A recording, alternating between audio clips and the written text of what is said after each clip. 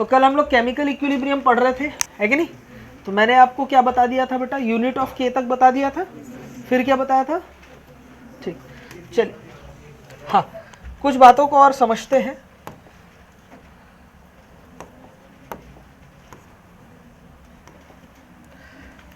जैसे for example कोई reaction दी हुई है, nitrogen gas plus 3H2 gas form करेगा इक्विलिब्रियम में 2NH3 गैस।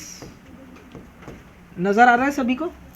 ठीक है, सबसे पहला काम क्या करेंगे तन्मय, डेल्टा Ng निकालेंगे। Delta Ng equals to gaseous moles of product minus gaseous moles of reactant, कितना होगा 4। डेल्टा Ng की वैल्यू कितनी हुई -2।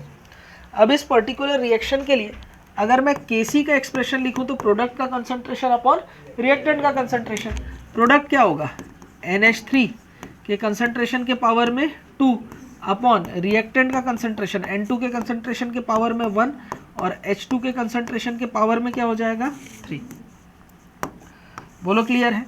और डेल्टा Ng की वैल्यू -2 है, यानी यूनिट हो जाएगी मोल पर लीटर के पावर में -2। ठीक है, मोल पर लीटर के पावर में -2 को ऐसे भी लिखा जा सकता है, मोल के पावर में -2 लीटर के पावर में -2 लिख सकता हूँ। तो ये हो जाएगा लीटर स्क्वायर मोल -2। ठीक है, कुछ भी यूनिट लिखा जा सकता है। क्या मेरी बात आपको समझ में आई? हूँ हाँ किया जाए? अरे बोलो भाई, ठीक है ना? फोन साइलेंट किया जाए। ठीक, Kp अगर लिखना हो तो मैं कैसे लिख सकता हूँ, पार्शियल प्रेशर ऑफ अमोनिया के पावर में क्या हो जाएगा 2 upon partial pressure of nitrogen into partial pressure of hydrogen के पावर में 3। यूनिट हो जाएगी ATM के पावर -2। Kp का एक्सप्रेशन लिखना आ गया सभी को?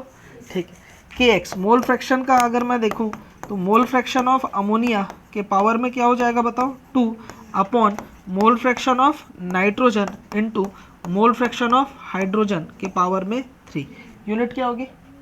यूनिटलेस लिखा जाए। चलिए हैशटैग कौन सा,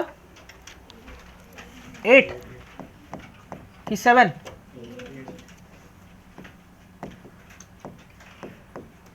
relation between Kp and Kc। Kp और Kc के बीच में हमें रिलेशन देखना है। ठीक है, जरा बात को समझते हैं, relation between Kp and Kc। देखो सपोज कोई रिएक्शन है, XA गैस फॉर्म कर रहा है YB गैस। बोलो क्लियर है? रिएक्शन इक्विलिब्रियम में प्रेजेंट है। ठीक है, चलिए आगे हम लोग बात करते हैं। इस रिएक्शन के लिए जो चीज़ें आपको पता है पहले वो लिखा जाए। सबसे पहले आप मुझे बताओ डेल्टा Ng की वैल्यू क्या होगी, Y - X। बोलो क्लियर है? ठीक है, कुछ एक्सप्रेशन लिखता हूँ, क्या आप उससे रिलेट कर पाते हैं क्या, देखना। अगर मैं यहाँ पर लिखूँ Kp इक्वल्स टू क्या होगा, पार्शियल प्रेशर ऑफ B के पावर में Y upon partial pressure of A के पावर में X। बोलो यही होगा? ठीक है, और Kc इक्वल्स टू क्या होगा, कंसंट्रेशन ऑफ B के पावर में Y upon concentration of A के पावर में X। बोलो यही होगा? ठीक है, चलो आइडल गैस इक्वेशन आपको मालूम है।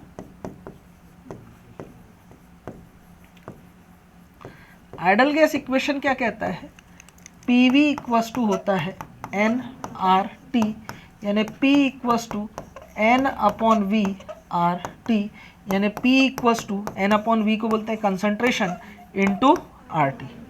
इसका मतलब ये हुआ कि अगर मुझे पार्शियल प्रेशर लिखना हो A का, इक्वल्स टू हो जाएगा concentration of A into RT, और ठीक वैसे ही पार्शियल प्रेशर ऑफ लिखना हो B का तो ये होगा concentration of B into RT। क्या मेरी बात आपको समझ में आ रही है? हूँ हाँ किया जाए। अब देखो इस इक्वेशन से P partial pressure of A और पार्शियल प्रेशर ऑफ B की वैल्यू आप उठा के यहाँ रख दो।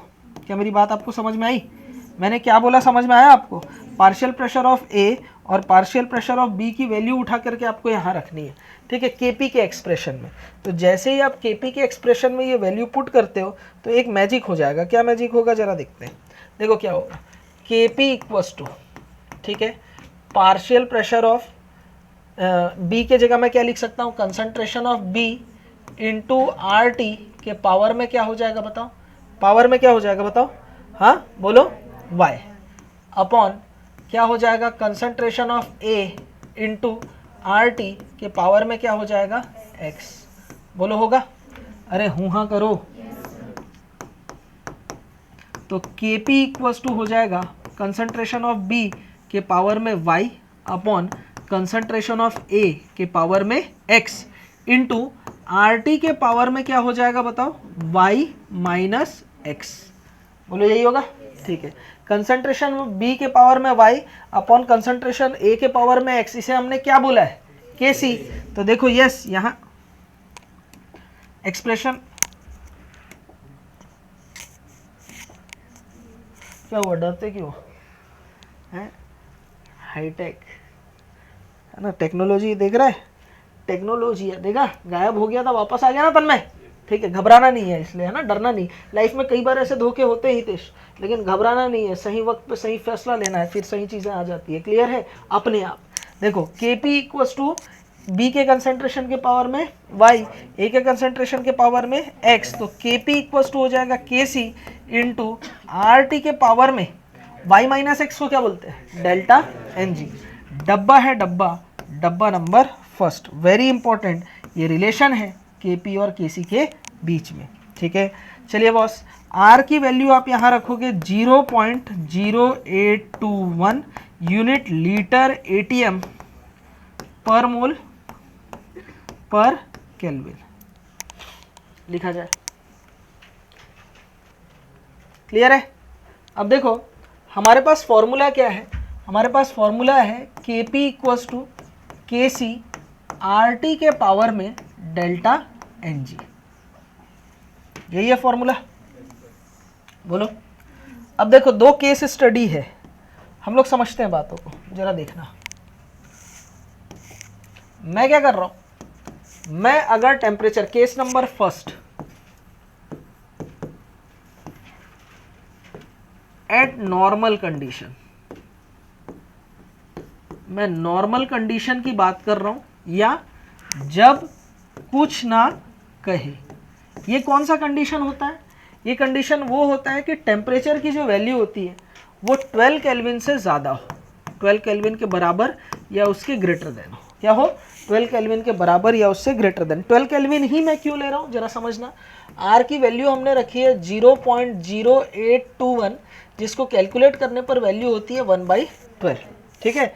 तो या 1/, इसे ऐसे लिखूँ, या मैं इसे ऐसे भी लिख सकता हूँ कि जो टेम्परेचर की वैल्यू है, टेम्परेचर की वैल्यू अगर मैं 1/r ले लूँ, है ना, आप बात समझ रहे, टेम्परेचर की वैल्यू 1/r मतलब कि 12, आर की वैल्यू 0.0821, इसको मैं कैलकुलेशन के लिए क्या ले सकता हूँ, 1/12 ले सकता हूँ, सॉरी माई मिस्टेक। तो 1/12 और टेम्परेचर की वैल्यू अगर मैं 12 केल्विन लेता हूँ, टेम्परेचर की वैल्यू मैं क्या ले लिया बेटा, 12 केल्विन या इससे ज़्यादा ले लिया। अच्छा इसको डिग्री सेंटीग्रेड में चेंज करो तो 12 केल्विन को कितना आएगा, बोलो बोलो। अरे 273 से 12 माइनस 261 डिग्री सेंटीग्रेड, बोलो यही है ना। अब जरा बात को समझना, आर टी की वैल्यू, आर की वैल्यू है 1/12 और टेम्परेचर की वैल्यू है क्या बेटा, 12, है ना। इन सभी बातों का मतलब ये है कि टेम्परेचर हमने कितना ले लिया, 1/r ले लिया। जैसे ही मैं ये करता हूँ 12 से 12 कैंसिल हो जाता है, यानी आर टी की वैल्यू क्या हो जाती है, यूनिट। आर टी की वैल्यू क्या हो जाती है, यूनिट। आर टी की वैल्यू अगर यूनिट हो गई तो Kp इक्वल्स टू क्या आएगा, Kc आएगा। तो सबसे पहला कंडीशन मैं ये मान के चल रहा हूँ कि एट नॉर्मल कंडीशन जब कुछ ना कहे तो टेम्परेचर 12 केल्विन से क्या होना चाहिए, बराबर या उससे ग्रेटर देन होना चाहिए। लेकिन बराबर ग्रेटर देन होना ही सिर्फ काफ़ी नहीं है, एक और फैक्टर है जिस पे ये चीज़ें डिपेंड कर रही है, वो क्या है बेटा, डेल्टा Ng। जरा बात को समझना है, ठीक है। अगर मैं यहाँ if delta Ng equals to 0 हो जाए तो ये RT के पावर में क्या आ जाएगा 1। और इस कंडीशन में मैथमेटिकली आप मुझे बताओ Kp बराबर हो जाएगा किसके बेटा, Kc के। Kp किसके बराबर हो जाएगा, Kc के बराबर हो जाएगा। दूसरा केस ये हो सकता है डेल्टा Ng की वैल्यू क्या हो जाए पॉजिटिव, डेल्टा Ng की वैल्यू क्या हो जाए पॉजिटिव, या मैं ऐसे बोल सकता हूं कि डेल्टा Ng की वैल्यू जो पॉजिटिव तब आएगी जब ये ग्रेटर देन क्या होगा बेटा 1। अब ये वैल्यू तो पॉजिटिव हो गई ना, ठीक है। अब Kc में कुछ ना कुछ चीज मल्टीप्लाई हो रहा है, तब जाके वो किसके बराबर हो रहा है, Kp के। तो बताओ बड़ा कौन हुआ, Kp हुआ ना। मुन्ना झुंड में ये लड़ाई हुआ Kp और Kc में, Kc अपने बड़े भाई को लेके आ गया, खुद शक नहीं रहा था। तो बताओ Kp Kc में कौन ज्यादा पावरफुल, Kp हुआ ना, वही वाली बात है, ठीक है। तो यहाँ पर Kp ग्रेटर देन होगा किससे बेटा, Kc से, ठीक है बॉस। अगर यहाँ ऐसा हो जाए कि डेल्टा Ng की वैल्यू नेगेटिव, डेल्टा Ng की वैल्यू नेगेटिव कब आती है, जब क्या होगा बताओ, डेल्टा Ng की वैल्यू क्या हो जाएगी लेस देन 1, 1 से कम होगी तभी तो वैल्यू नेगेटिव होगी ना यार, हाँ सॉरी लेस देन 0। ये 0 कर लो, इसे भी हम लोग क्या कर लेते हैं बेटा 0 कर लेते हैं। बोलो बात क्लियर है, लेस देन 0 होगी तभी तो इसकी वैल्यू क्या हो जाएगी बेटा नेगेटिव होगी। और जैसे ही वैल्यू नेगेटिव हुई यानी वो चीज़ नीचे आ जाएगी, RT की वैल्यू कहाँ जाएगी नीचे, और RT की वैल्यू जब नीचे आएगी यानी Kc को हमें कम करना पड़ रहा है, कमजोर करना पड़ रहा है, कोई चीज़ से डिवाइड करना पड़ रहा है, तब जाके Kp के बराबर हो रहा है। यानी इस कंडीशन में Kp से ग्रेटर देन क्या हो जाएगा Kc। तो पहला केस समझो जब नॉर्मल कंडीशन बोला जाए या जब कुछ ना कहे, टेम्परेचर हम लोग कितना लेते हैं बेटा 12 केल्विन या उससे ज़्यादा, 12 केल्विन या उससे ज़्यादा। नॉर्मली ये आइडल कंडीशन है, 12 केल्विन या उससे ज़्यादा ले लूँगा तो RT की वैल्यू 1 से ज़्यादा आएगी। RT की वैल्यू मैंने क्या किया है 1 से ज़्यादा। अरे भाई RT है, R की वैल्यू कितनी है 1/12 और T की वैल्यू मैंने क्या ले ली है बेटा 12 केल्विन। तो ये वैल्यू कैंसिल है, 12 से थोड़ा ज़्यादा हुआ तो RT की वैल्यू मोर देन 1 होगी। ये बात मैथमेटिकली आपको समझ में आया। ये नॉर्मल कंडीशन है, जब कुछ नहीं बोला जाए तो ये होता है। नॉर्मली बुक्स में यही कंडीशन दिया होता है, जितना भी आप बुक्स पढ़ेंगे यही कंडीशन दिया होगा। एक और कंडीशन की मैं बात करना चाहूँगा यहाँ पे, जो आइडल कंडीशन तो नहीं है लेकिन हमारी स्टडी के लिए मैं इसे ज़रूर बच्चों को बताता हूँ। Case number 2, if temperature less than 12 kelvin हो, यानी टेम्परेचर अगर लेस देन 12 केल्विन हुआ तो टेम्परेचर की वैल्यू -261 डिग्री सेंटीग्रेड से भी कम है। ये बहुत एक्सट्रीमली लो टेम्परेचर है, आप समझो ना बात को, एक्सट्रीमली लो टेम्परेचर है। आइडियली ये टेम्परेचर पॉसिबल नहीं है। अरे 0 डिग्री सेंटीग्रेड में तो पानी बर्फ बन जाता है, 5 से 60 डिग्री सेंटीग्रेड में जाएंगे तो और टेम्परेचर डाउन हो जाता है। लिक्विड नाइट्रोजन सबसे ज़्यादा ठंडा करता है, -20-25 डिग्री सेंटीग्रेड में तो हमारे सेल्स डैमेज होने लग जाते हैं। आप बात समझ रहे हैं, मैं तो डिग्री सेंटीग्रेड की बात ही नहीं कर रहा, मैं तो बोल रहा हूँ केल्विन में भी एकदम नीचे गिर जाओ, इतना लो एक्सट्रीम लो टेम्परेचर है। तो ये आइडल कंडीशन तो नहीं होगा। अब क्योंकि एक्सट्रीमली लो टेम्परेचर हो गया है, 12 केल्विन या उससे कम हो गया है, यानी RT की वैल्यू क्या हो गई लेस देन 1। RT की वैल्यू अगर 1 से कम है तो फ्रैक्शनल वैल्यू होगी, जाहिर सी बात है, और फ्रैक्शनल का मल्टीप्लाई होगा तो ये चीज़ को कम करने की बात हो गई। यानी इस कंडीशन में भी if delta Ng equals to 0 तो इस कंडीशन में क्या होगा Kp इक्वल्स टू Kc।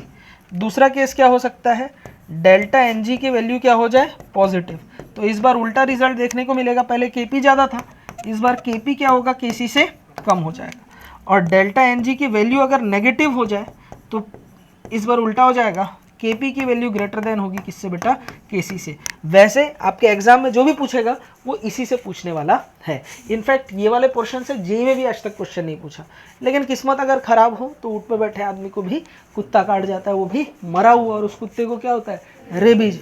तो ऐसी कंडीशन ना हो जाए इसलिए बताया हूँ, वैसे ये ज़्यादा नहीं पूछा जाएगा, मेन केस यही है, ठीक है, ध्यान रखेंगे। सभी को समझ में आया ये चीज़। देखो सीपीपी का पहला क्वेश्चन देखते हैं हम लोग। सबसे पहले क्वेश्चन दिया है N2+3H2 से बन रहा है 2NH3, है ना। अब देखो इस चैप्टर में ना बेटा आपको फिजिकल स्टेट गिवन होंगे, अगर छपा नहीं होगा तो प्रिंट कर लो आप, ठीक है। तो जरा देखो आपसे पूछा है Kc की वैल्यू दी हुई है 10⁻⁻2 litre square mole to the power -2, ठीक है। आपसे पूछा है कैलकुलेट करना है क्या बेटा, Kp at 273 degree centigrade. Direct formula लगाएंगे। सबसे पहले इस इक्वेशन में डेल्टा एन जी की वैल्यू कितनी है बताओ, 2 - 4 यानी कि -2। क्लियर है बॉस?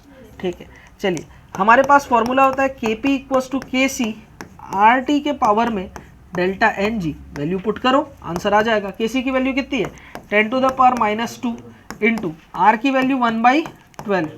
ठीक है, चलिए बॉस टेम्परेचर कितना दिया है 227 डिग्री, तो इसको केल्विन में चेंज करो।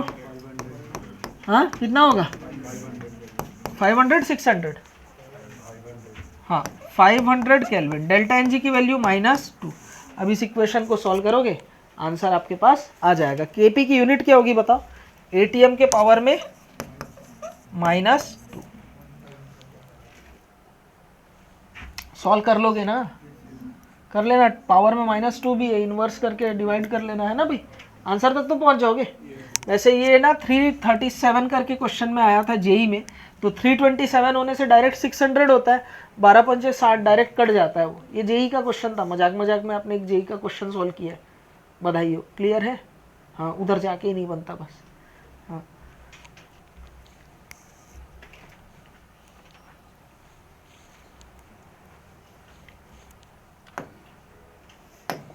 चलिए अब हम लोग बढ़ते हैं बेटा। हमने पहले देखा क्या, #8 relation between Kp and Kc। अब हम लोग देखने जा रहे हैं, वैसे ये इंपॉर्टेंट तो उतना नहीं है लेकिन फिर भी, नंबर कौन सा 9। ध्यान दो, सपोज कोई रिएक्शन है मेरे पास, x moles of A forms at equilibrium y moles of B, और इस रिएक्शन के लिए डेल्टा एन जी की वैल्यू अब आपको मालूम है वो क्या होगी बेटा, y - x। बोलो क्लियर है? अरे हूँ हाँ करो। सबसे पहली बात तो ये आपको मालूम है P equals to N/V into RT, यानी PV इक्वल्स टू NRT ही था, उसे मैंने इस फॉर्मेट में लिखा है। ठीक है, चलिए तो partial pressure of A equals to हो जाएगा number of moles of A upon V into RT। Similarly partial pressure of B equals to number of moles of B upon V into RT।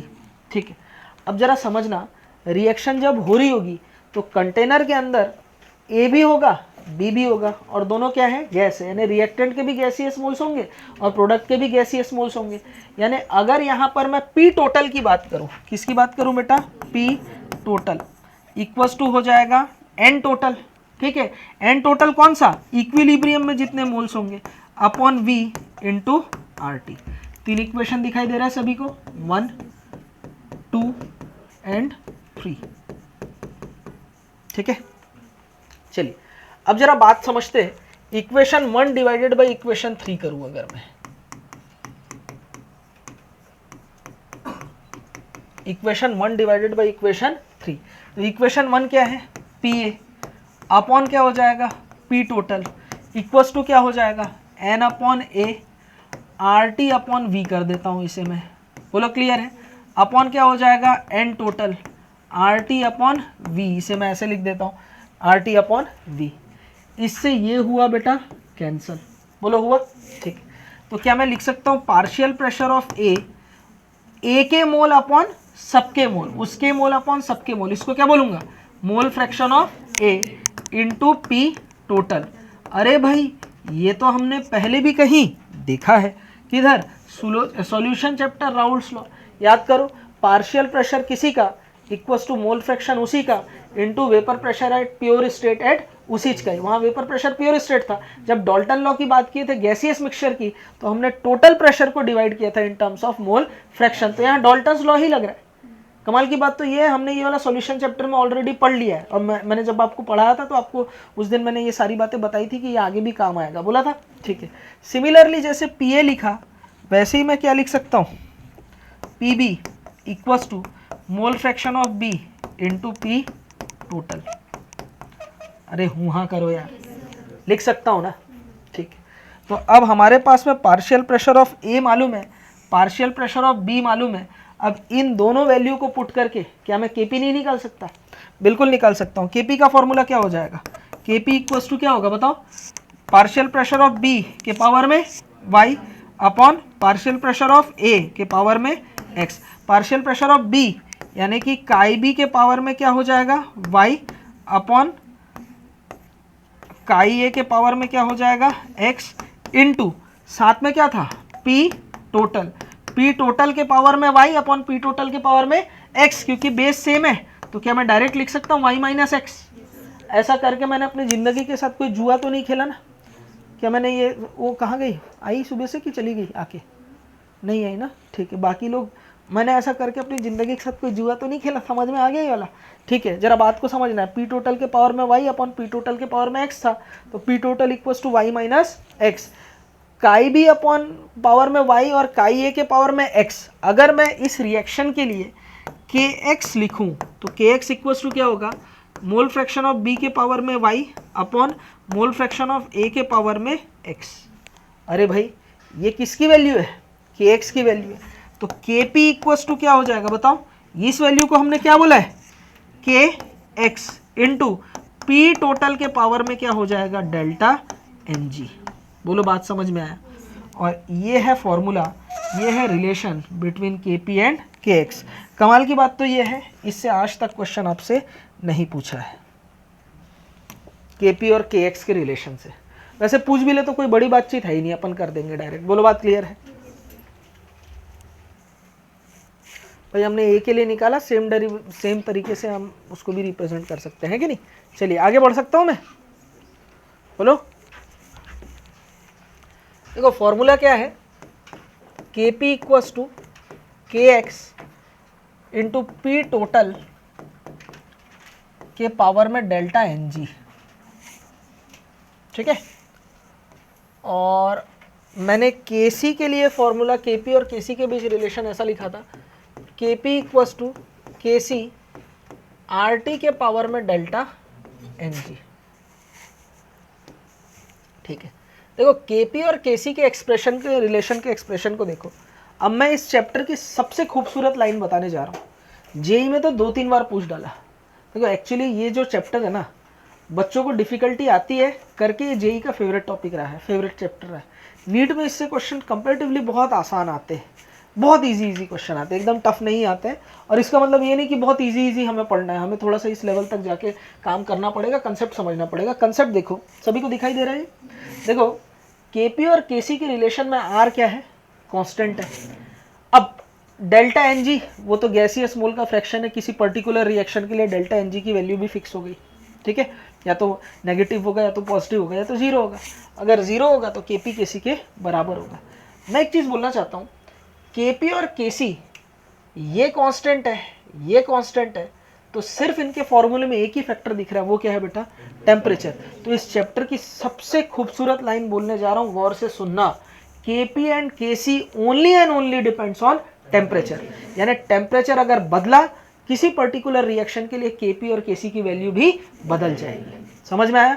यानी kp और kc की dependency सिर्फ और सिर्फ किस पे है, टेम्परेचर पे है। बिना टेम्परेचर चेंज के हम kp और kc की value for particular reaction change नहीं कर सकते। किसी पर्टिकुलर रिएक्शन के लिए kp और kc की वैल्यू क्या होती है, हमेशा फिक्स होती है फॉर कांस्टेंट टेम्परेचर। अगर टेम्परेचर बदलेगा तभी kp और kc की वैल्यू बदलेगी, अदरवाइज नहीं। ऐसा कई बार क्वेश्चन में पूछा जाता है कि for a particular chemical reaction if pressure increases, if moles of reactant increases और product of concentration decrease by 2 times of A, ऐसे करके फलान ढिमकान कुछ भी दे दे, और temperature keeping temperature constant, line दिख गया।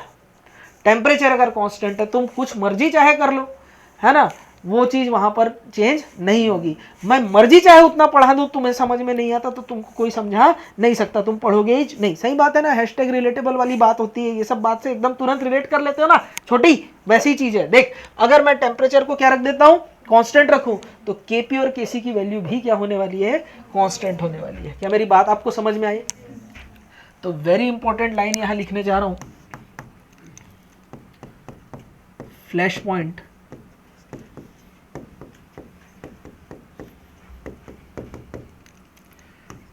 kp and kc only depends on temperature। kp और kc की वैल्यू सिर्फ और सिर्फ किस पे डिपेंड करती है, टेम्परेचर पे डिपेंड करती है। अब जरा वो बात को साइड रखते हैं, लिखो मत, इधर ध्यान दो। अब जरा मैंने क्या किया, मैंने इस वाले बात को ना साइड में रख लिया, ये साइड की बात है, अभी मेन मुद्दा कुछ और है। इधर ध्यान दो, इस पर्टिकुलर रिलेशन में अगर डेल्टा एन जी की वैल्यू 0 हो जाए तो इसका मतलब क्या होगा, के पी इक्वल्स टू क्या होगा, के एक्स। समझ में आया? दूसरी चीज, delta N G is not equals to 0। अब वो 0 से बड़ा भी हो सकता है, यानी पॉजिटिव वैल्यू भी हो सकती है, 0 से कम भी हो सकता है, यानी नेगेटिव वैल्यू भी हो सकती है। तो इस कंडीशन में K P is not equals to क्या होगा बेटा, के एक्स। तो यहीं से कुछ कहानी में आगे बढ़ाना चाहता हूं। अगर मुझे एक टफ क्वेश्चन बनाना हो तो मैं यहां से स्टेटमेंट वाले क्वेश्चन बना सकता हूं। ठीक, मैं यहां लिखूंगा if pressure is change keeping temperature constant, if pressure is changed keeping temperature constant। मैंने प्रेशर को क्या किया, चेंज किया। अरे कांस्टेंट कहाँ किया, प्रेशर को मैंने क्या किया, चेंज किया। टेम्परेचर को क्या रखा है, कांस्टेंट। तो अगर टेम्परेचर कांस्टेंट है प्यारे बच्चों, तो एक चीज जो नहीं बदलेगी वो कौन होगा, के पी एंड के सी, ये क्या होने वाला है, कांस्टेंट होने वाला है। ये क्या होने वाला है, कांस्टेंट होने वाला है। तो जरा देखना, के पी इक्वल्स टू के एक्स आर टी के पावर में, नहीं सॉरी, प्रेशर पी टोटल के पावर में क्या है, डेल्टा एन जी। क्लियर? अरे हुआ करो। तो अब जरा ध्यान देना, के पी क्या हो गया मेरे पास, कांस्टेंट हो गया। के पी क्या हो गया, कांस्टेंट हो गया। हितेश लिख मत, इधर देख। सबसे पहले अगर मैं डेल्टा एन जी की वैल्यू को पॉजिटिव कर दूं, डेल्टा एन जी की वैल्यू क्या हो जाए, पॉजिटिव, तो ये के पी अपॉन पी टोटल के पावर में क्या हो जाएगा बेटा, डेल्टा एन जी, और ये हो जाएगा बेटा के एक्स। ये कांस्टेंट है ना, ये क्या है, कांस्टेंट। तो इसका मतलब क्या हुआ, K X is inversely proportional to P total के पावर में डेल्टा एन जी। बोलो यही होगा। अरे हुआ करो भाई, बोल के पढ़ो। ठीक है, तो अगर यहां पर मैं प्रेशर इंक्रीज कर रहा हूं, प्रेशर क्या करूं, इंक्रीज करूं, तो equilibrium constant in terms of mole fraction क्या होगा, डिक्रीज होगा। क्या ये चीज समझ में आया? प्रेशर अगर मैं यहां डिक्रीज करूं तो mole fraction in terms of sorry equilibrium constant in terms of mole fraction वो क्या हो जाएगा बेटा, इंक्रीज हो जाएगा। क्या हो जाएगा, इंक्रीज हो जाएगा। ये फंडा सभी को क्लियर हुआ? तन्मय यहां तक कोई दिक्कत परेशानी तकलीफ नहीं? चलिए बातों को थोड़ा सा और बढ़ाते हैं। बातों का क्या है, बातें तो होती रहेंगी। डेल्टा एन जी की वैल्यू अगर मैं नेगेटिव कर दूं, क्या कर दूं बेटा, नेगेटिव, तो देखो हमारे पास रिलेशन है, डेल्टा एन जी की वैल्यू नेगेटिव हो गई, यानी ये वैल्यू कहाँ आ गया, नीचे। तो के पी इंटू हो जाएगा पी टोटल के पावर में डेल्टा एन जी बराबर क्या हो जाएगा, के एक्स। अरे यही होगा ना, बोलो ना, तो यही होगा ना। अरे हुआ करो ना यार, लाशों से बात करता हूं मैं कभी कभार। क्लियर है यहां तक? तो इसका मतलब ये हुआ कि अगर ये वैल्यू कांस्टेंट है, अगर ये केपी की वैल्यू, क्योंकि टेम्परेचर कांस्टेंट है तो ये वैल्यू क्या हो गई, कांस्टेंट, तो इसका मतलब K X is directly proportional to P total के पावर में डेल्टा एन जी। मैथमेटिकली आप ये बात समझ के सकते हो कि इस कंडीशन में अगर मैं क्या करता हूं, प्रेशर बढ़ाता हूं तो क्या होगा, है ना, equilibrium constant in terms of mole fraction increases. अगर मैं प्रेशर घटाता हूं तो equilibrium constant in terms of mole fraction decreases. Theoretical question यहां से मैं निकाल के दे सकता हूं, और अगर क्वेश्चन में आएगा तो 95% बच्चे गलती कर जाएंगे, 5% वही सही करके आएंगे जिसने ये सब पढ़ा हो। क्या मेरी बात आपको समझ में आई? वैसे के से रिलेटेड बातें हमारे एग्जाम में बहुत ही कम पूछा है, या ना के बराबर पूछा है। मुझे याद है जब मैं एम्स का एग्जाम दे रहा था तो उस समय में 1-2 क्वेश्चन यहाँ से थे, एक क्वेश्चन थे, बहुत ज़्यादा नहीं। चलिए बातें क्लियर हुई यहाँ तक, लिखा जाए इसे। ठीक, तन्मय डिग्री ऑफ अनसैचुरेशन नहीं, डिग्री ऑफ अनसैचुरेशन कहाँ से, degree of dissociation,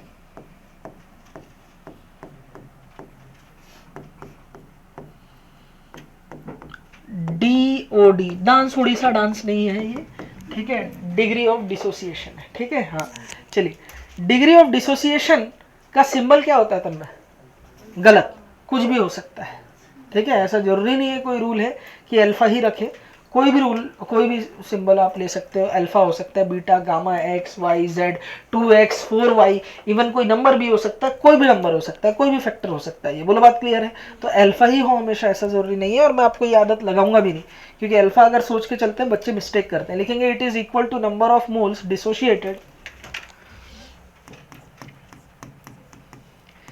it is equal to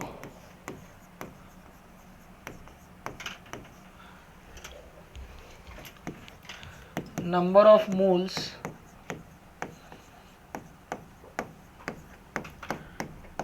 dissociated out of each mole of reactant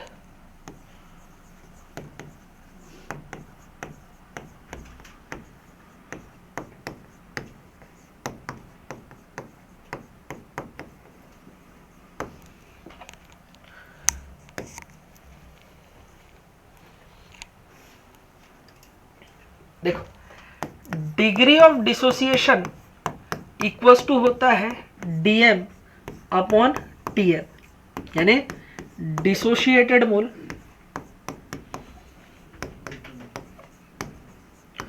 जितने डिसोशिएट हुए यानी टूट गए अपॉन टेकन मोल, जितना आपने रिएक्शन के पहले लिया था उतना, तो dissociated moles upon taken mole, DOD equals to dm upon Tm, बोलो बात क्लियर है, ठीक है। देखो, डिग्री ऑफ डिसोसिएशन, जब हम लोग बात डिग्री की करते हैं तो हम यहां ये समझने की कोशिश करते हैं कि अगर 1 मोल कोई रिएक्टेंट लिया तो वो कितना टूटा, 1 मोल से कितना टूटा, उसे बोलते हैं degree of dissociation. Percentage dissociation में हम लोग 100 मोल में कैलकुलेट करेंगे, 100 में कैलकुलेट करेंगे। परसेंटेज डिसोसिएशन यानी मतलब 100 मोल रिएक्टेंट से टूट के कितना बना। अच्छा, एक चीज आपको ये भी समझ में आ रही होगी कि degree of dissociation is only for property of reactant, reactant टूट के ना प्रोडक्ट बनता है, तो डिग्री ऑफ डिसोसिएशन की बात किसके लिए होगी, रिएक्टेंट के लिए होगी। कुछ नादान परिंदे बोलेंगे कि छल छल, हम लोग ना पहले फलाना जगह में ना क्वेश्चन बनाए थे, ये वाला जब चैप्टर हम लोग पढ़ रहे थे तो वहां पर तो प्रोडक्ट के लिए भी डिग्री ऑफ डिसोसिएशन था। बेटा ये चैप्टर आप कौन सा पढ़ रहे हो, केमिकल इक्विलिब्रियम, रिएक्शन कौन सी, रिवर्सिबल रिएक्शन। तो जो डिग्री ऑफ डिसोसिएशन प्रोडक्ट के लिए दिया हुआ है वो एक्चुअली प्रोडक्ट बैकवर्ड डायरेक्शन के लिए दिया हुआ है, तो बैकवर्ड डायरेक्शन में जो प्रोडक्ट होता है वो अपने आप में क्या बन जाता है, रिएक्टेंट बन जाता है। यानी डिग्री ऑफ डिसोसिएशन प्रॉपर्टी किसकी है बेटा, रिएक्टेंट की, किसी पर्टिकुलर रिएक्टेंट की। क्या मेरी बात आपको अच्छे से समझ में आई, ठीक है। चलिए, ये तो हो गया डिग्री ऑफ डिसोसिएशन। अच्छा, परसेंटेज डिसोसिएशन इक्वल्स टू होगा डिग्री ऑफ डिसोसिएशन इनटू 100, ठीक है। जब परसेंटेज की बात होती है तो हम 100 में निकालते हैं, और 1 में निकालना है तो वो डिग्री है। समझ में आई बात, ठीक है। अभी समझाऊंगा, अभी मैं चीजें और इसमें काम करूंगा ना तो आपको क्लियर हो जाएंगी अच्छे से, ठीक है। देखो समझते हैं, हमारे पास में कुछ डिसोशिएटेड कोई पर्टिकुलर हमने कोई एक्सपेरिमेंट किया है, उसके कुछ डाटा दिए हुए, हमें डिग्री ऑफ डिसोसिएशन पता करना। बड़ा बेसिक से चालू कर रहा हूँ, कोई टफ चीज नहीं है, धीरे धीरे करके हम बढ़ेंगे। डिसोशिएटेड मोल 1 है, 1 मोल डिसोशिएट हुआ यानी टूट गया। टेकन मोल लिया कितना गया था, x। तो डिग्री ऑफ डिसोसिएशन की डेफिनेशन क्या होती है बेटा, डिग्री ऑफ डिसोसिएशन की डेफिनेशन होती है डिसोशिएटेड मोल अपॉन टेकन मोल, यानी जितने मोल लिए उसमें से टूटा कितना, वही तो डिग्री है। तो degree of dissociation equals to क्या हो जाएगा यहाँ पर बताओ, dm अपॉन tm। तो degree of dissociation equals to क्या हो जाएगा, x बाई 1, क्या हो जाएगा, x बाई 1, यानी कि नहीं सॉरी, हाँ, डिसोशिएट मोल कितना है 1, टेकन मोल कितना है x, 1 बाई x यानी x इनवर्स। बोलो समझ में आया, ये क्या है हमारे पास डिग्री ऑफ डिसोसिएशन। दूसरा देखो, डिसोशिएट मोल कितना है 1, टेकन मोल कितना है 4x, यानी कितना हो जाएगा 0.25x। बोलो हो जाएगा, अरे 0.25 इंटू एक्स इनवर्स, क्या हो जाएगा एक्स इनवर्स। समझ में आया ना। अपन कैसे भी कर सकते हो, मैथमेटिकल टर्म है, उसमें पढ़ना नहीं। डिसोशिएट मोल कितने हैं ए, टेकन मोल कितना है एक्स, डिसोशिएट मोल कितना है फलाना, टेकन मोल कितना है डीएम अपॉन टीएम कितना है ढिमकाना। तो ये हमारे पास में क्या हो जाएगा डिग्री ऑफ डिसोसिएशन। क्या आप मेरी बात समझ पा रहे हैं, यानी कि कितना डिसोशिएट हुआ डिवाइडेड बाय कितना लिया गया था, वही रेशियो क्या है डिग्री ऑफ डिसोसिएशन। इसी को थोड़े से दूसरे अंदाज में हम लोग समझते हैं, जैसे for example if degree of dissociation equals to दिया हुआ है x, इसका मतलब क्या हुआ जरा समझते हैं। इसका मतलब ये हुआ कि एक में से कितना टूटा x टूटा। तो अगर एक मोल में से x टूट रहा है तो 2 मोल लूंगा तो कितना टूटेगा 2x टूटेगा, 2 मोल लूंगा तो कितना टूटेगा 2x, 3 मोल लूंगा कितना टूटेगा 3x। अच्छा 5.45 मोल लूंगा तो कितना टूटेगा 5.45x। अच्छा a मोल ले लूंगा तो कितना टूटेगा ax ही टूटेगा। ठीक है। अच्छा इधर बात को समझते हैं, हम ये जो लिख रहे हैं इसको चेक भी कर लेते हैं, जैसे डिग्री ऑफ डिसोसिएशन के बेसिस पे हमने चेक किया था। ये सब क्या है टेकन मोल, ये सब क्या है बताओ डिसोशिएटेड मोल। तो टेकन मोल में से डिसोशिएटेड मोल माइनस करोगे तो जो लिखा हुआ है वो क्या है रेस्ट मोल। क्या है बेटा रेस्ट मोल। तो अगर मुझे रेस्ट मोल निकालना हो तो टेकन मोल में से मैं डिसोशिएटेड मोल माइनस कर दूंगा, तो उसका जितना अमाउंट बचा रेस्ट मोल बचा वो हमने ये लिख लिया। ऐसा मोल कंसेप्ट वाले चैप्टर में मैंने ये निकालने का एक फॉर्मूला भी आपको बताया था और ये तरीका भी बताया था। अब जब रिवीजन करेंगे तो वो बातें आपको पता चलेंगी। अच्छा चलिए और बात करते हैं। 1 minus x degree of dissociation के टर्म में यहाँ लिखते हैं डीओडी इक्वल्स टू क्या होगा डीएम अपॉन टीएम। ठीक है। तो डिसोशिएट मोल कितना है x, टेकन मोल कितना है 1, डिग्री ऑफ डिसोसिएशन कितना आया x, तो वही तो लिखा है कि नहीं। चलिए डिसोशिएट मोल कितना है 2x, टेकन मोल कितना है 2, 2 से 2 कैंसल वैल्यू कितनी आई x, तो डिग्री ऑफ डिसोसिएशन कितना आया x, तो वही तो लिखा है। बोलो बात क्लियर है। डिसोशिएट मोल कितना है 3x, टेकन मोल कितना है 3, डिवाइड करो कितना आया x, डिग्री ऑफ डिसोसिएशन कितना आया x, तो वहां क्या लिखा है डिसोशिएट मोल कितना है 5.45x, टेकन मोल कितना है 5.45, वैल्यू कितनी है डिवाइड करके डिग्री ऑफ डिसोसिएशन की x, वहां कितना लिखा है। समझ में आया। मतलब डिग्री ऑफ डिसोसिएशन चेंज होना नहीं चाहिए, सोना नहीं है।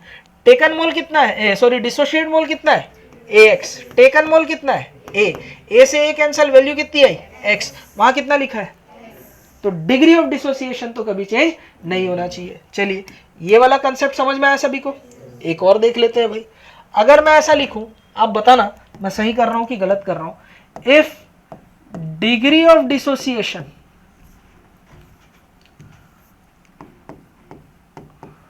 इज 2x, मान के चलो ये वैल्यू क्या है 2x, तो कई बच्चे क्या मिस्टेक करते हैं मैं आपको बताऊं। 2x देखते हैं ना वो 2 में से 2x तोड़ देते हैं। कितना किसमें कितना तोड़ देते हैं 2 में से 2x। तो डिग्री ऑफ डिसोसिएशन जब निकालोगे डिसोशिएटेड मोल 2x, टेकन मोल 2 से 2 कैंसिल वैल्यू आया x, जबकि डिग्री ऑफ डिसोसिएशन कितनी थी। गलती कर दी है ना। ये मिस्टेक नहीं करना, ये आपको सीखना है अच्छे से। अभी मैं सिखा रहा हूं, अभी जरा देखना। 2x है इसका मतलब डिग्री ऑफ डिसोसिएशन, डिग्री किस में देखते हैं 1 में। ठीक है। इसका मतलब 1 में से कितना टूटा 2x, तो 2 में से कितना टूटा 2 इंटू 2x यानी कि 4x। बोलो बात क्लियर है। तो यहां पर अगर मैं डिग्री ऑफ डिसोसिएशन निकालूं तो dm upon TM equals to कितना आया 2x। यहां देखूं तो 4x अपॉन 2 कितना आया 2x। समझ में आया। अगर मैं यहां a मोल ले लूं तो a में से कितना टूटेगा 2ax टूटेगा, तभी तो डिग्री ऑफ डिसोसिएशन आएगा 2ax अपॉन a यानी कि 2x। क्या मेरी आपको बात समझ में आ रही है। मान के चलो if degree of dissociation equals to 1/x या 1/अल्फा ले लिया मैंने। क्या ले लिया 1/अल्फा। इसका मतलब ये हुआ कि 1 में से कितना टूटा तन्मय 1/अल्फा, तो 2 में से कितना टूटेगा 2/अल्फा, तो कुछ में से कितना टूटेगा माइनस कुछ बाई अल्फा। क्या ये बात आपको समझ में आई। डिग्री ऑफ डिसोसिएशन चेंज नहीं होना चाहिए। डीएम कितना है, ये क्या है बेटा, है ना, टेकन मोल, ये क्या है डिसोशिएट मोल, तो 1/α डिवाइडेड बाई 1 कितना आया 1/α, ये चेंज हुआ क्या 1/α ही आया ना। यहाँ डिसोशिएट मोल कितने 2/α डिवाइडेड बाई 2 कितना आया 1/α। बताओ डिग्री ऑफ डिसोसिएशन चेंज हुआ नहीं ना। तो कई बच्चे क्या करते 1/α दे दिया ना तो वो सोचते हैं किस में कितना तोड़े, तो वो सोचते हैं कि एक में से अल्फा टूटेगा, समझ रहे आप, ऐसे नहीं करना। तो यहां पर डिग्री ऑफ डिसोसिएशन क्या होगा बताओ, कुछ बाई अल्फा अपॉन कुछ कितना हो जाएगा बताओ 1/α। डिग्री ऑफ डिसोसिएशन की वैल्यू चेंज नहीं होनी चाहिए। बोलो बात क्लियर है। वैल्यू अगर नंबर के फॉर्म में दिया रहे, if degree of dissociation is 2.5 कितना हो 2.5, या डिग्री है ना एक में तो ये फ्रैक्शनल वैल्यू होती है 0.85 है, कितना है 0.85, तो एक में से कितना टूटेगा 0.85, तो 2 मोल में से कितना टूटेगा 2 इंटू 0.85, ठीक है। x में से कितना टूटेगा x इंटू 0.85 यानी कि 0.85x। बोलो समझ में आ रहा है ना, ताकि डिग्री ऑफ डिसोसिएशन क्या मेंटेन हो सके 0.85। समझ में आया, हुआ करो, क्लियर है। ये क्या है डिग्री ऑफ डिसोसिएशन, ये क्या है टेकन मोल, ये क्या है डिसोशिएट मोल, माइनस करूंगा तो क्या दिखेगा रेस्ट मोल। क्लियर हो रही बात। यहाँ वाला फंडा भी समझ में आया, ये सब क्या है डिसोशिएट मोल, ये क्या है टेकन मोल, माइनस करूंगा क्या मिलेगा रेस्ट मोल। समझ में आया। तो डिग्री ऑफ डिसोसिएशन का फंडा मेरे ख्याल से क्लियर होता होगा। लिखा जाए directly proportional to cation, inversely proportional to anion. हाँ और कौन सा बोल रहा हूं मैं, ओहो बताना है। पोलराइजेशन कैसे देखते हैं तन्मय केमिस्ट्री में, सबसे पहले polarization directly proportional to charge, second देखते हैं size of anion inversely proportional to size of cation, third हमने देखा था पोलराइजेबिलिटी या पोलराइजिंग पावर ऑफ कैटायन, वो डायरेक्ट डिपेंड करता है इलेक्ट्रॉनिक कॉन्फ़िगरेशन पे। सबसे ज्यादा पोलराइजिंग पावर किसकी होगी बताओ, सूडो इनर्ट गैस कॉन्फ़िगरेशन यानी 18+2 इलेक्ट्रॉनिक स्पीशीज। फिर क्या होगा, हाँ कौन सा इनर्ट गैस नहीं, इनर्ट पेयर इफेक्ट कॉन्फ़िगरेशन, कौन सा होगा inert pair effect configuration 8+2 species, ठीक है। सबसे लास्ट में कौन सा होगा इनर्ट गैस कॉन्फ़िगरेशन। क्या मेरी बात आपको समझ में आई, ये सब बता चुका हूं। और अगर पोलराइजेशन बढ़ता है तो कोवेलेंट कैरेक्टर बढ़ेगा, आयनिक कैरेक्टर कम होगा। सब पढ़ाया हूं, भूल गए वाला एक्सप्रेशन मत दो, कोहनी पड़ जाएगा सबको। बोलो बात समझ में आ रहा है, अच्छे से पढ़ाया हूं, सब रिविजन करना है भाई। क्लियर है दादा, पढ़ाया हूं नहीं पढ़ाया। चलिए ये क्वेश्चन है, reaction to A gas 3b gas C gas at starting 3 moles of A are taken, starting में 3 मोल्स ऑफ ए लिए, डिग्री ऑफ डिसोसिएशन x है, तो कैलकुलेट करने बोल रहा है टोटल मोल्स एट इक्विलिब्रियम। ठीक है, सब लोग गौर से देखेंगे, लिखेगा कोई नहीं। क्वेश्चन जरा पढ़ा जाए। देखो क्वेश्चन बड़ा सिंपल दिख रहा है आप लोग को, क्या दिख रहा है 2a गैस फॉर्म करेगा 3b गैस और C गैस। देखो इस चैप्टर की खूबसूरती यही तो है, क्या एक तो रिएक्शन देगा, ऊपर से बैलेंस रिएक्शन देगा, ऊपर से यहाँ पर जो फिजिकल स्टेट होंगे रिएक्टेंट और प्रोडक्ट के वो दिए रहेंगे। क्लियर है। चलिए T = 0 में, T = 0 में A के कितने मोल लिए गए 3, और B और C तो अभी बना ही नहीं। T टाइम बाद जब इक्विलिब्रियम आ गया होगा उस कंडीशन में 3 में से कुछ टूट गया होगा, कुछ टूटा होगा, 0 में से कुछ बना होगा, और यहां पर 0 में से कुछ बन गया होगा। अब सवाल यह पैदा होता है कि ये कितने कितने बने होंगे। ठीक, सबसे पहले ऐसे क्वेश्चन को करने के लिए हम लोग साइड में एक खोपचा सेक्शन में जाएंगे, ठीक है, और इस खोपचे में डिग्री ऑफ डिसोसिएशन के बारे में सोचेंगे। डिग्री ऑफ डिसोसिएशन क्या है बोलो, x है, कितना है बेटा x है। x का मतलब क्या हुआ, एक में से x टूटा तो दिया कितना है 3 में से कितना टूटा 3x टूटा। यस, ये मिली मुझे काम की चीज। बोलो बात समझ में है? स्टाइकियोमेट्री रेशियो क्या है? A/B/C का स्टाइकियोमेट्री रेशियो देख ले रहे 2:3:1 है। बोलो है कि नहीं है? किसके रेस्पेक्टिव पूछ रहा है? ए के रेस्पेक्टिव में पूछ रहा है। ले ले चने वाले छोले वाले 3/2:1/2 होगा कि नहीं होगा? जल्दी बताओ। अरे 1 से मैंने अरे यार 2 था ना तो डिवाइड कर दिया जिसके रेस्पेक्टिव पूछ रहा है। इसका मतलब 3x है तो ये हो जाएगा 3x is to 3/2 into 3x is to 3x/2। बोलो यही होगा। अरे हूं हाँ करो। इसका मतलब अगर यहां 3x टूटा, इसको आराम से बताओ एक बार, ठीक है? तुम्हारा दिमाग तो भेल में चले गया था। इधर समझो, डिग्री ऑफ डिसोसिएशन अगर x है तो 1 में से कितना टूटा? x। तो 3 में से कितना टूटा? 3x। तो A/B/C ये स्टाइकियोमेट्री है। स्टाइकियोमेट्री रेशियो हमारे पास कितना है? 2:3:1। 2:3:1 ये काम की चीज मिली हुई है। इसी का डिस्ट्रीब्यूशन स्टाइकियोमेट्री में होना है। तो ए के रेस्पेक्टिव पूछा है तो इसको यूनिट कर लूंगा मैं। 1:3/2:1/2। तो अगर 1 में से x टूट रहा है और 3 में से 3x टूट रहा है, अगर A 3x टूटा तो B 3x into 3/2 बनेगा और C 3x into divided by 2 बनेगा। बोलो बात क्लियर है? स्टाइकियोमेट्री रेशियो के फॉर्म में हम लोग ये काम करते हैं। ये वैल्यू उठा के यहां रख दो, ये हो जाएगा 3x। ये कितनी हो जाएगी बताओ? 9x/2। और ये कितना हो जाएगा बताओ? 3x/2। इसे और सिंप्लीफाई करके लिखो तो ये हो जाएगा 4.5x। ये कितना हो जाएगा? 1.5x। बोलो हो जाएगा। और ये कितना हो जाएगा? 3 - 3x। अरे होगा ना? क्लियर है ना? तो इक्विलिब्रियम पे A के मोल्स कितने मिले? 3 - 3x। B के मोल्स कितने मिले? 4.5x। C के मोल कितने मिले? 1.5x। तो N total at equilibrium, equilibrium पे N टोटल इक्वल्स टू क्या होगा? 3 - 3x plus 4.5x plus 1.5x। जोड़ के बताओ कितना होगा? 3 - 3x और ये 4.5 और एक 5 और एक 6, ये हो जाएगा 6x। तो ये हो जाएगा 3 + 3x। इतने हो जाएंगे क्या? Total moles at equilibrium. समझ में आया न्यूमेरिकल सभी को? पक्की बात है यहां तक? किसी कोई दिक्कत परेशानी तकलीफ?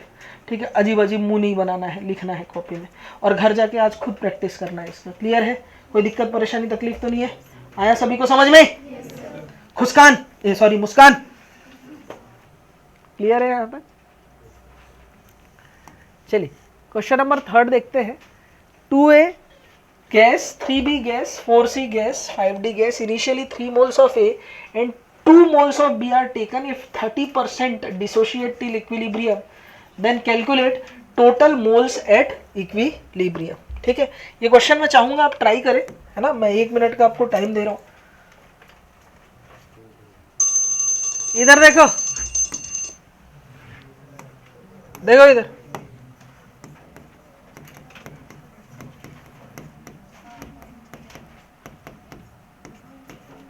इधर देखो, सबसे पहले परसेंटेज डिसोसिएशन दिया हुआ है, कितना? 30%। तो डिग्री ऑफ डिसोसिएशन क्या होगा? 30/100 यानी 0.3। क्लियर है? सबसे पहले इक्वेशन लिखते हैं। 2A गैस फॉर्म कर रहा है, रिएक्ट कर रहा है 3B गैस से और डिसोशिएट हो रहा है 4C गैस और 5D गैस में, और हमें पूछ रहा है इक्विलिब्रियम पे टोटल मोल्स कितने होंगे। सब लोग गौर से देखेंगे, बनाने की कोशिश ना करें, पहले मेरे तरीके को सीखे, अडॉप्ट करें, ये चीज़ को अंदर आने दें, अपने जहन में, अपने शरीर में, अपनी आत्मा में, अपनी रूह में इसे बसाएं पहले। तो सब लोग थोड़ा सा इधर देखेंगे। राकेश पूरा बाल काट दूंगा, इधर देख, ठीक है? जुल्फे सवार रहा, इधर देख रहे। t = 0 पे A के कितने मोल्स दिए गए हैं पहले ये बताओ? 3 मोल। ठीक है, B के 2 और C और D तो अभी बने ही नहीं है। T टाइम बाद इक्विलिब्रियम में क्या होगा? 3 में से कुछ टूट जाएगा, 2 में से कुछ टूट जाएगा, 0 में से कुछ बन जाएगा, 0 में से कुछ बन जाएगा। अब ये क्या बनेगा इसको जानने के लिए साइड में चलो, इधर पे देखते हैं। हाँ वहीं चलो, देखो डिग्री ऑफ डिसोसिएशन कितना है? 0.3। इसका मतलब ये हुआ एक में से 0.3 टूटेगा। तो degree of dissociation till equilibrium, या यहाँ पे if degree of dissociation for a के लिए, ए क्या है रिएक्टेंट, ए के लिए डिग्री ऑफ डिसोसिएशन की वैल्यू कितनी दी हुई है 30% या 0.3, तो एक में से 0.3 टूट रहा है, तो गिवन कितना है 3, तो 3 में से कितना टूटेगा 0.3 इंटू 3, यस ये मिला मुझे काम का चीज, कितना हुआ ये 0.9। अब A:2 B:2 C:2 D, यही है, ठीक है। स्टाइकियोमेट्री रेशियो कितने हैं बताओ, 2:3:4:5। नुबड़े बच्चे ने क्या किया होगा मालूम है, एक में से 0.3 टूटेगा तो 3 में से 3 इंटू 0.3 टूटेगा, ये करना चाहिए। उसने क्या किया, यहां देखा 2 और 2 इंटू 0.3 कर दिया, उसने 0.6 तोड़ दिया, जबकि ये किया तो गलत किया। अगर डिग्री ऑफ डिसोसिएशन अल्फा होता तो यहाँ 2 देख करके ना वो 2 अल्फा तोड़ देता है। ऐसा नहीं करना, जो कंसेप्ट बता रहा हूं वैसे ही चलोगे तभी गलती नहीं होगी। अगर अपना दिमाग या कुछ पुराना दिमाग लगा तो पूरा गलत करके आओगे। बोलो बात क्लियर है? अभी टाइम है बेटा थोड़ी देर और, हाँ ठीक है, ये चीज क्लियर हुआ, ठीक। चलिए स्टाइकियोमेट्री रेशियो, तो 1 के टर्म में कैसे लिखेंगे, दिया क्या है हमें, क्या दिया है, डिग्री किसके बारे में दी हुई है, ए के बारे में, तो ए के टर्म में लिखेंगे हम लोग 1:2, 3/2:2, 4/2:2, 5/2। बोलो क्लियर है? तो 0.9 अगर टूट रहा है, अगर 0.9 टूटेगा तो ये हो जाएगा 0.9 इंटू 3 कितना होता है 2.7/2, अरे यही होगा, ठीक है। ये 4/2 यानी 2 इंटू 0.9 कितना होगा 1.8, 5/2 और ये 5, ये हो जाएगा 4.5/2, ठीक है। इसे डिवाइड करके बताओ, 2.7 डिवाइडेड बाई 2 करो, 0.9:2, ये कितना हो जाएगा, दो कम दो 1.35, ये कितना हो जाएगा 1.8, ये कितना हो जाएगा 2.25। सारे काम की चीज मिल गए। अब इनको उठा करके यहां रखना है। बताओ ये कितना है, ए के लिए कितना है 0.9, बी के लिए कितना है 1.35, ठीक है। चलो सी के लिए कितना है 1.8, डी के लिए कितना है 2.25। चलो सॉल्व करते, 3 माइनस 0.9 कितना होगा 2.1,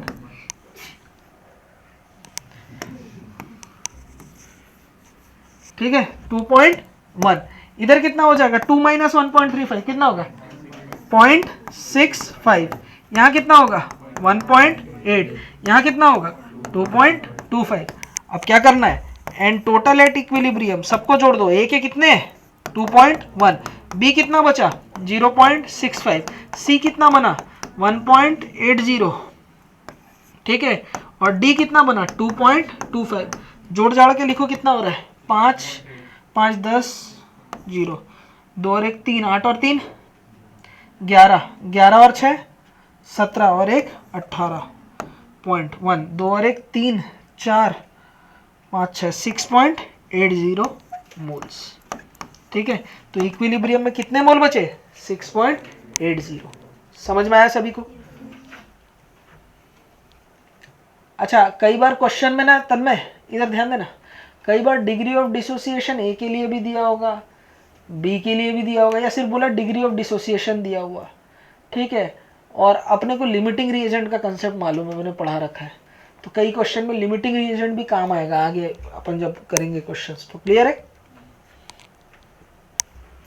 चलिए अगला क्वेश्चन देखते हैं। If given moles of phosphine is 5, phosphine का गिवन मोल कितना है 5 है, and percentage dissociation is 25%, then calculate degree of dissociation. मैं बना रहा हूं, आप देखो, degree of dissociation equals to होगा परसेंटेज डिसोसिएशन 25 डिवाइडेड बाई 100 यानी 0.25।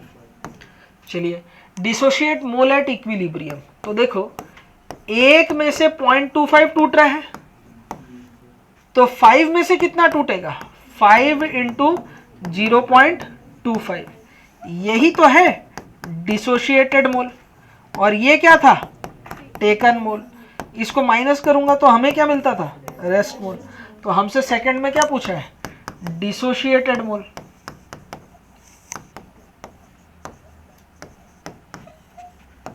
ऑफ PH3 कितना होगा बताओ, कितना टूटा? 0.25 इंटू 5 1.25, बोलो होगा? चलिए रेस्ट मोल्स कितने होंगे?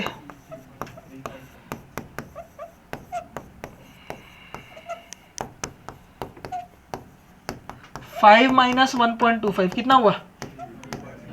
3.75। क्लियर हुआ ये? ऐसे क्वेश्चन कर सकते हो आप? अरे हूं हाँ करो। ठीक है 11 stability of product and reactant are also depends on equilibrium constant.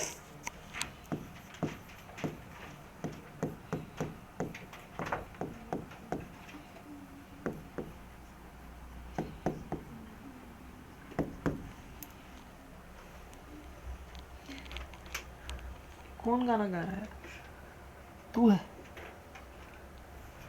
चलिए देखते हैं stability of product which is directly proportional to equilibrium constant और stability of reactant which is directly inversely proportional to equilibrium constant. ठीक है, तो stability जो है compare करने का एक और तरीका होता है इक्विलिब्रियम कांस्टेंट को देख करके। इसे मैं ऐसे आपको समझाना चाहूँगा एक एग्जांपल से। जैसे एग्जांपल के तौर पर XO गैस है, ठीक है, और ये डिसोशिएट होकर के X2 गैस और O2 गैस में टूट रहा है। इस रिएक्शन के लिए इक्विलिब्रियम कांस्टेंट की वैल्यू K1 की वैल्यू है 1 × 10⁻24, कुछ भी ये दिया हो सकता है, गिवन होगा ये। ठीक है, चलिए कोई दूसरा कंपाउंड है, इसी X का दूसरा ऑक्साइड है, वो XO2 टाइप का ऑक्साइड है। कैसा है? XO2 टाइप का ऑक्साइड है। ये भी X2 गैस बना रहा है, साथ में है ना 2 moles of O2 gas release कर रहा है। ठीक है, इस रिएक्शन के लिए K2 की वैल्यू दी हुई है 2.5 × 10⁻16 दी हुई है। कितनी दी हुई है? 16। तो आपसे पूछ रहा है compare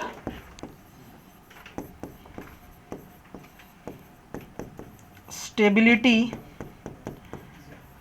of XO and XO2, इन दोनों में कौन ज़्यादा स्टेबल है, आपको वो बताना है। सबसे पहले XO और XO2 रिएक्टेंट है कि प्रोडक्ट है? रिएक्टेंट है। तो अभी मैंने लिखा है stability of reactant inversely proportional to K equilibrium. इन दोनों में इक्विलिब्रियम कांस्टेंट किसकी वैल्यू ज़्यादा है? K1 ग्रेटर देन है। K1 क्या है? ग्रेटर देन है K2 से। तो इसका मतलब स्टेबिलिटी किसकी ज़्यादा होगी? हाँ, XO2 की क्या होगी बेटा? XO से XO2 की ज़्यादा होगी। तो कई बार यहाँ से भी क्वेश्चन पूछा जाता है। ठीक है, छोटा सा कंसेप्ट है, कोई बड़ी बातचीत नहीं है। ऐसा इनऑर्गेनिक में भी देखते हैं, कई डिफरेंट ऑक्साइड बनाते हैं। जैसे नाइट्रोजन के डिफरेंट आपने ऑक्साइड पढ़ा, क्लोरीन के डिफरेंट ऑक्साइड्स पढ़े, तो हम पहले उनका डिसोसिएशन देखते हैं और dissociation constant equilibrium constant compare करके हम लोग प्रोडक्ट या रिएक्टेंट की स्टेबिलिटी को कंपेयर करते हैं। बोलो बात समझ में आ रहा है? ठीक है, ये लो हो गया।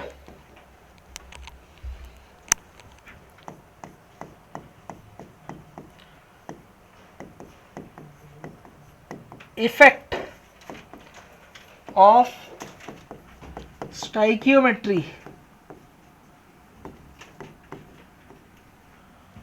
On Kp and Kc। Stoichiometry का इफेक्ट हम लोग देखने जा रहे हैं Kp और Kc पे। ठीक है, चलिए देखो समझते हैं। सबसे पहला हम लोग ऑपरेशन यहां करने जा रहे हैं।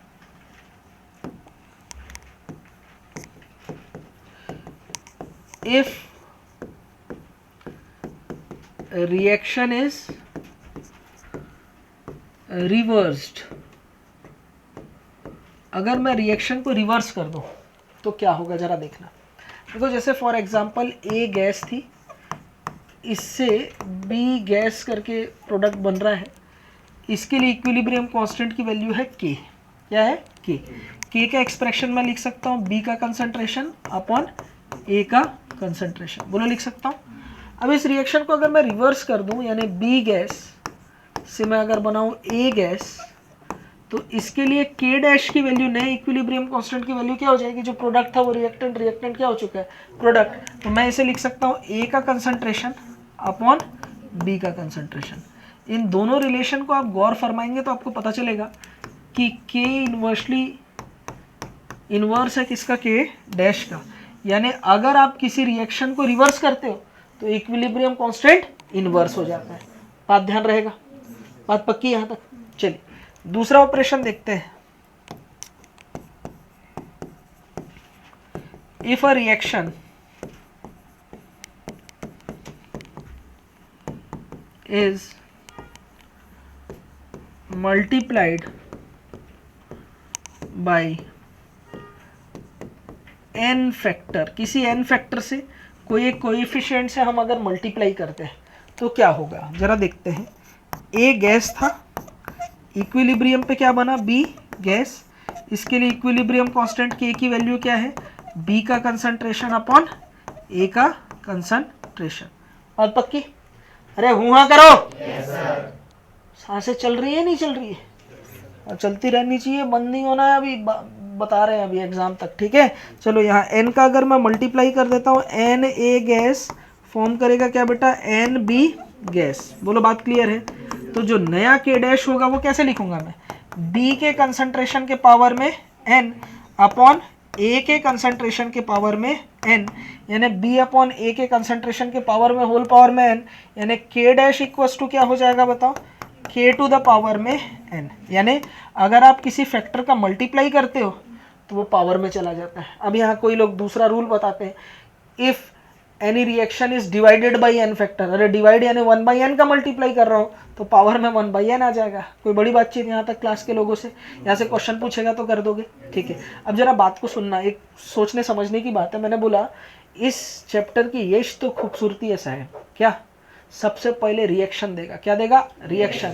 उसके बाद उसका फिजिकल स्टेट देगा। क्या देगा? Physical state. उसके बाद रिएक्शन बैलेंस करके भी देगा साहब। क्या देगा? बैलेंस करके देगा। क्योंकि अगर लड़का ने अपना दिमाग लगाया साहब यहाँ पे 2 का मल्टीप्लाई कर सकता है तन में, तो पावर में 2 और 2 इक्विलिब्रियम कांस्टेंट अलग हो जाएगा। सपोज बल्लू का मूड किया गलत करने का, उसने 3 का मल्टीप्लाई कर दिया, पावर में 3 हो जाएगा। यानी हर बार इक्विलिब्रियम कांस्टेंट क्या आएगा? अलग अलग आएगा। तो कहने का मतलब ये है कि एग्जामिनर अगर क्वेश्चन पूछेगा तो बैलेंस रिएक्शन देगा। फिर दिमाग में एक और डाउट आना चाहिए, मास्टर अबे मास्टर थोड़ी देर पहले तू बोला था कि Kp and Kc is only and only depends on temperature, और ये भी बोला था ऐसा करके 3 बार। इस चैप्टर की सबसे खूबसूरत लाइन बता रहा हूँ, तो इधर उसको बदसूरत कैसे कर दिया भाई? है effect of stoichiometry on Kp and Kc। तू तो बोल रहा था कि इस पे किसी चीज का असर ही नहीं होता, ठीक है। तो यहाँ पर कि ये मल्टीप्लाई एन का डिवाइड कर रहे हैं, मोल्स का मल्टीप्लाई कर रहे हैं, तो ये तो चेंज हो रहा है। अरे मैंने उस स्टेटमेंट को क्या बोला था जरा सुनना। For a particular chemical reaction, पहली बात तो ये रिएक्शन और ये रिएक्शन अलग है क्योंकि यहाँ एन फैक्टर का मल्टीप्लाई हो चुका है। For a particular chemical reaction if temperature is constant then Kp and Kc is also constant. अगर मैं किसी n फैक्टर का स्टाइक्योमेट्री का मल्टीप्लाई डिवाइड इनटू कुछ भी करूं तो वहां पर वो रिएक्शन ही चेंज हो गई ना, तो उसके लिए Kp और Kc तो अलग आएगा ही ना। मैं क्या बोल रहा हूं उस बात को समझना, मैं अभी भी अपने बात पे कायम हूं। अगर कोई chemical reaction particular chemical reaction है जिसमें कोई मोल्स स्टाइक्योमेट्री हमने डिस्टर्ब नहीं किया है, इस पर्टिकुलर केमिकल रिएक्शन के लिए जो Kp और Kc की वैल्यू अगर मुझे बदलनी है तो मुझे या तो टेम्परेचर बढ़ाना या घटाना पड़ेगा। बोलो बात समझ में आया? अगर स्टाइक्योमेट्री चेंज करता हूं तो भैया रिएक्शन ही बदल गई, क्योंकि यहां पर रिएक्शन में बैलेंस रिएक्शन देना बहुत जरूरी है, बड़ा सिग्निफिकेंस है उसका। इसलिए अगर मैं स्टाइक्योमेट्री का मल्टीप्लाई या डिवाइड करता हूं तो रिएक्शन ही चेंज हो गई, और जब रिएक्शन चेंज हो गया तो Kp और Kc की वैल्यू अलग आई जाएगी। क्या मेरी बातें आप समझ पाए? दोनों अलग अलग बातें हैं, दोनों को मिक्स मत करना। बोलो बात क्लियर है? ठीक है, चलिए तो ये A हो गया और B हो गया। C देखते हैं।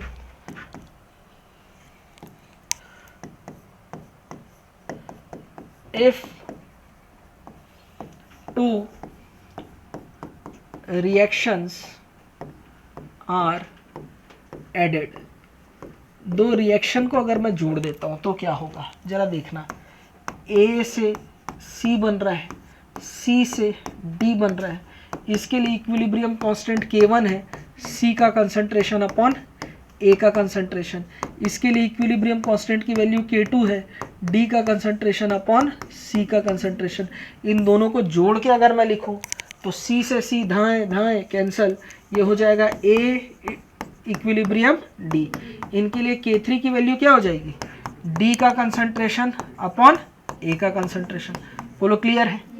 अब इस इक्वेशन में अगर मैं C का इंटू और C का डिवाइड करूं, तेरे को कोई दिक्कत परेशानी तकलीफ तो नहीं, इस बात से होना भी नहीं चाहिए। क्यों? क्योंकि कैंसिल हो जाएगा ना बेटा।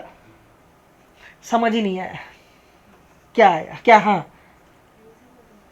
कैंसिल तो हो ही जाएगा, लेकिन फिर जब कैंसिल ही करना है तो लिखे क्यों? मुझे क्या पता है रे पागल कहीं के। इक्वेशन लिखते ही आइडिया आ जाना चाहिए। डी अपॉन सी इंटू सी अपॉन ए।